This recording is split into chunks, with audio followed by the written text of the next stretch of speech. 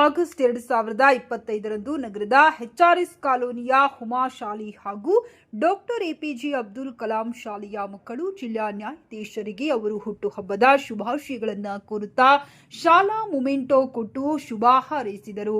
ಸದರಿ ದಿನದಂದು ಶಾಲಾ ಮಕ್ಕಳು ನ್ಯಾಯಾಲಯಕ್ಕೆ ಭೇಟಿ ನೀಡಿ ನ್ಯಾಯಾಲಯದ ಕಾರ್ಯಕಲಾಪಗಳನ್ನು ವೀಕ್ಷಣೆ ಮಾಡಿದರು ಹಾಗೂ ಜಿಲ್ಲಾ ನ್ಯಾಯಾಧೀಶರೊಂದಿಗೆ ಚರ್ಚೆಯನ್ನ ನಡೆಸಿದರು.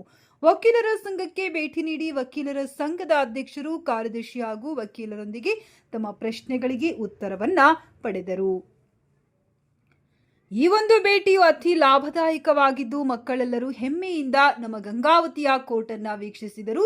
ಈ ಸಂದರ್ಭದಲ್ಲಿ ಶಾಲಾ ಆಡಳಿತಾಧಿಕಾರಿಗಳಾದ ಜುನೈದ್ ಅಖ್ತರ್, ವಿಭಾಗದ ಮುಖ್ಯಸ್ಥರಾದ ವಿಮಾಲಾಕ್ಷಿ, ಚಂದ್ರಿಕಾ, ಕಾವ್ಯ, ಅಂಜಲಿ, ಶಾಂಭವಿ, ರುಕ್ಷಾನಾ ಹಾಗೂ ಎಲ್ಲ ಶಾಲಾ ಶಿಕ್ಷಕಿಯರು ಉಪಸ್ಥಿತರಿದ್ದರು.